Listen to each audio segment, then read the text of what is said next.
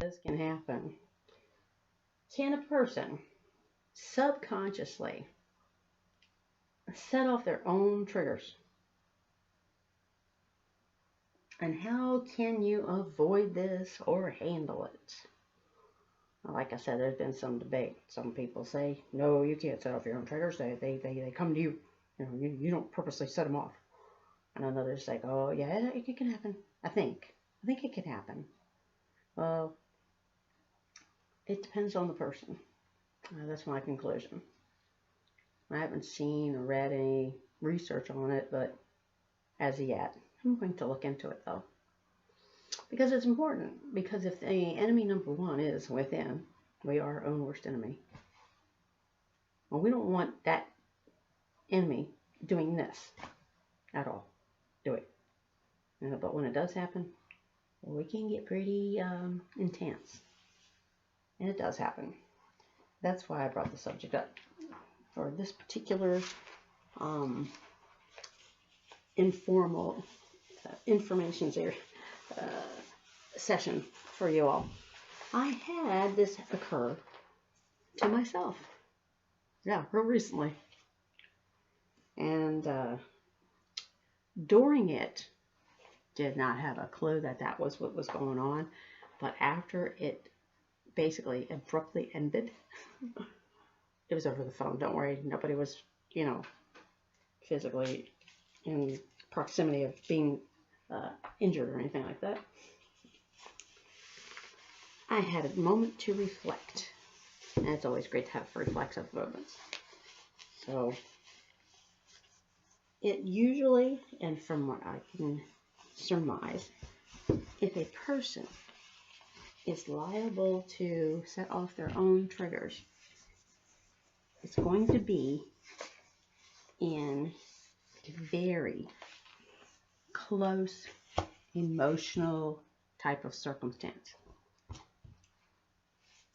For me, it was a 27-year marriage. And our children and myself and others all know that my ex-husband is being abused. Big time.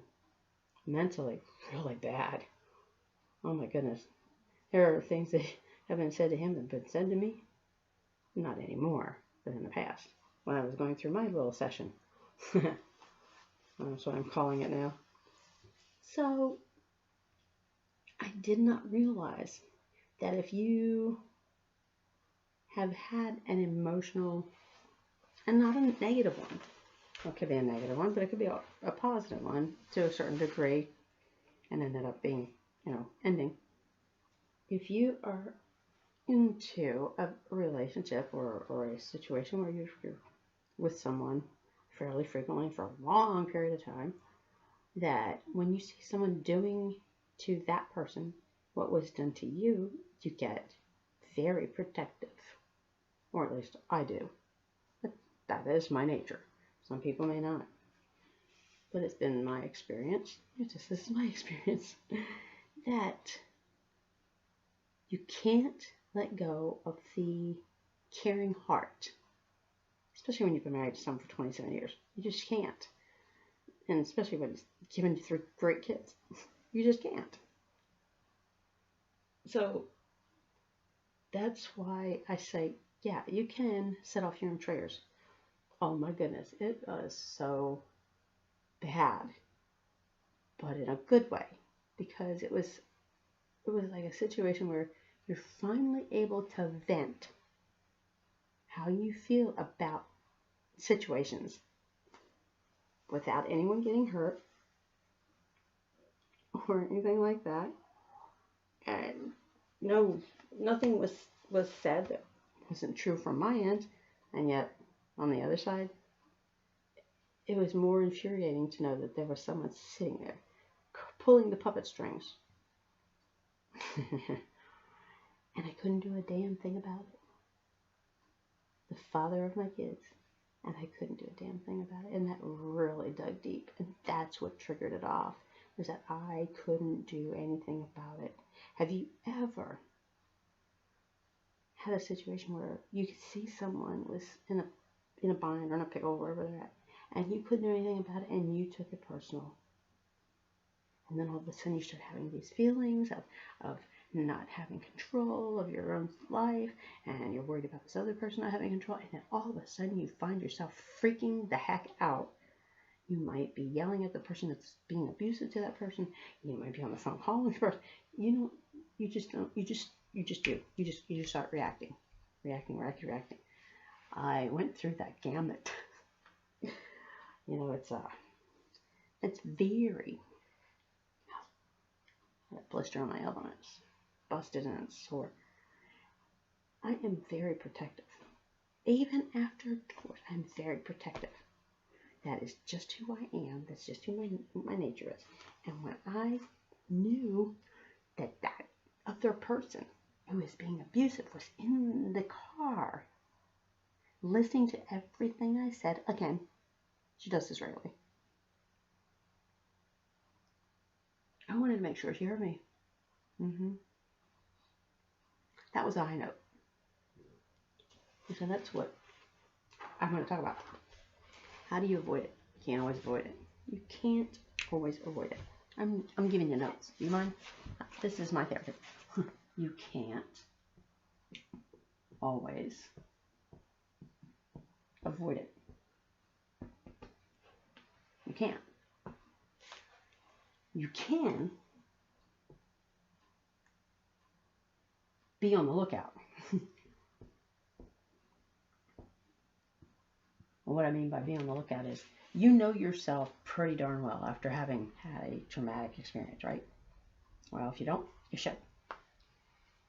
Be on the lookout for yourself, how and where you are going, who you are being with, and if any of those folks were a part of that past, and hopefully it's still the past, if they were a part of it, you want to keep a distance, okay?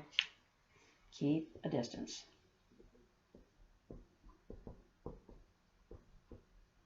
Those that took part in the past. Your past, okay? Keep a distance. Don't stay away from them, because if they've not been a negative influence, you don't need to stay away from them. Just keep a distance. If you can, if it's someone that, like a good friend or something, and you know when they've had a bad day, when they're in a bad mood, and then potentially when someone's having a bad day, they could send you one of your triggers, and you have no idea what it's going to be, and you sure don't want it, right?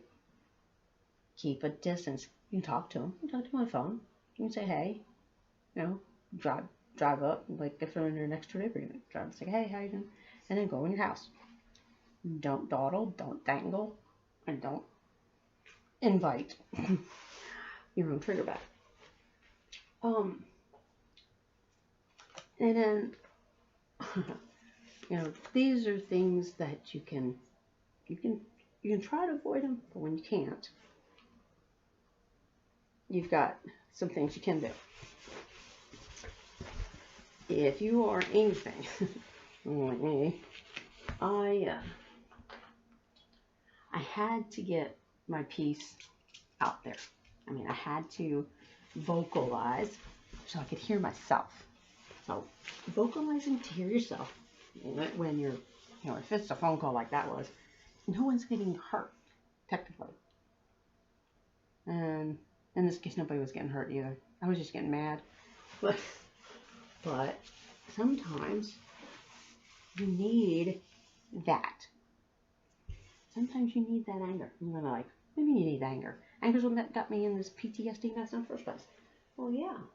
But now you need it to live through it, or live past it, or get past it, or get over it. You're never going to get over it, by the way. As far as I know. You're going to need it, this moment that you're getting ready to experience, where it gets heated more and more, for one main reason. It helps you. It helps you to hear yourself, and you need to hear yourself. And if you're journaling, which you should, especially if you're fresh out of the situation, the traumatic experience. And you want to journal when that occurs.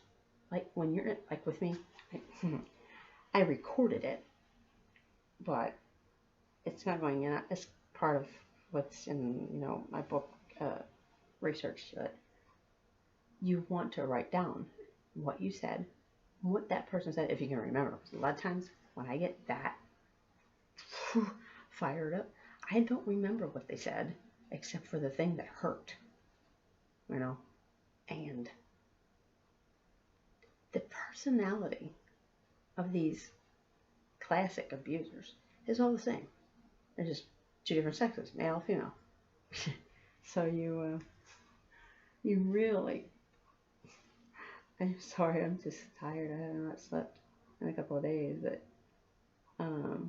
this was important, and I kept wanting to get this out here for like 2-3 days, and finally doing it. You want to listen to your words, write it down,